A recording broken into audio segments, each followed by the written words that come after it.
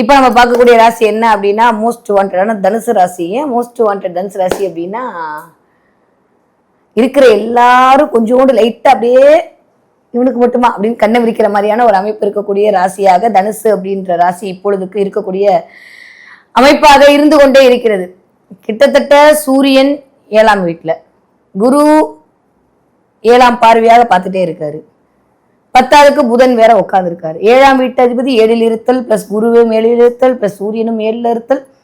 இந்த காம்பினேஷன்லாம் கூட்டி கழிச்சு பார்க்கும்போது தனுசு ராசிக்காரர்களுக்கு எப்படி இருக்க போகுது அப்படின்னா, ஒரே ஒரு பாயிண்ட்ல டக்குன்னு சொல்லட்டுமா, யாரெல்லாம் திருமணம் ஆனீங்களோ அந்த தனுசு ராசிக்காரர்களுக்கு பயங்கரமா இருக்க போகுது.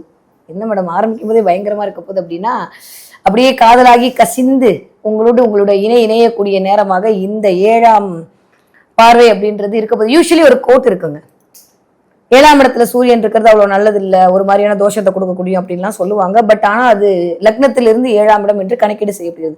கோச்சாரத்துல 7ஆம் இடத்துல வரும்போது 7ஆம் இடம் என்று சொல்லக்கூடிய இடம் தான் சமுதாயத்திற்கான மதிப்பு மரியாதை. 7ஆம் இடம் என்று சொல்லக்கூடிய இடம் தான் பார்ட்னர்ஷிப். 7ஆம் இடம் என்று சொல்லக்கூடியதான் ஒரு ஸ்பௌஸை தீர்மானம் பண்ணக்கூடிய ஒரு இடம். சோ இந்த இடங்கள் ஏற்கனவே குருவால் இயங்கி கொண்டிருக்கிறது. அதுவே சூப்பர். அதுவும் தான் வீட்டை தானே குரு பார்த்துட்டு இருக்காரு. 10ஆவதுக்கு வேற இப்போ மிஸ்டர் சூரியனும் பார்க்கிறார். 7ஆம் வீட்டு அதிபதியும் 7ஆம் இடத்திலிருந்து பார்க்கிறார். இதுவே சூப்பர். அப்போ புதன் அப்படின்னு சொல்லக்கூடிய பிளானட் தான் ஆல்ரெடி சொன்ன மாதிரி இளமை, காதல், டாக்குமெண்ட், கம்யூனிகேஷன், புதிய முயற்சி, பெஸ்டா என்ன பண்ணலாம்னு யோசிக்கிறது, எப்பயுமே நம்மளை ப்ரெசன்டபிளா வச்சுக்கிறது, எப்ப யார்கிட்ட என்ன எப்படி பேசலான்ற மாதிரியான காரகத்துவத்தை யோசிச்சு பேசுறது எல்லாம் பண்ணக்கூடிய ஆள் யாரு அப்படின்னா மிஸ்டர் புதன் தான். அவருடைய டைரக்டான 7ஆம் பார்வை படுதல் அப்படின்றதே, அதுவும் அவரோட சொந்த வீட்டுல இருந்து விழுவது அப்படின்றதே மிகச்சிறந்த ராஜயோகத்தை கொடுக்கக்கூடிய காலகட்டம். இந்த பக்கம் பார்த்தா அப்படியே அழகா 3ஆம் இடத்தில் ராகு, அதுவும் குருவோட பார்வையில வேற லெவல் தலைவாணி அப்படின்ற மாதிரி எல்லாரும் சொல்லக்கூடிய அமைப்பாக இந்த தடவை தனுசு ராசிக்காரர்களுக்கு இயங்க போகிறது. எப்பயுமே நான் சுயம்பு, எனக்கு கிட்ட இருந்து நான் தான் வந்தேன் அப்படின்னு சொல்றதுல ஆகச்சிறந்த கர்வம் யாருக்கு இருக்குமோ தனுசு ராசிக்காரர்களுக்கு தான் இருக்கும். ஏன்னா அந்த அளவுக்கு அவருடைய ஹார்ட் ஒர்க் இருக்கும்.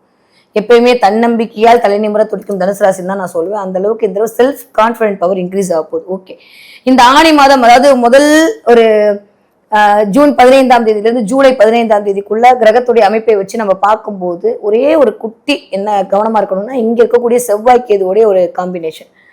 ஸோ இந்த செவ்வாய் கேது அப்படின்னு சொல்லக்கூடிய 5ஆம் இடத்து அதிபதி, இந்த 5ஆம் இடத்து அதிபதியில போய் கேது சேர்றது என்ன ஆகும் அப்படின்னா, கொஞ்சம் சிந்தனை ஒரு மாதிரி யோசிக்கிறது.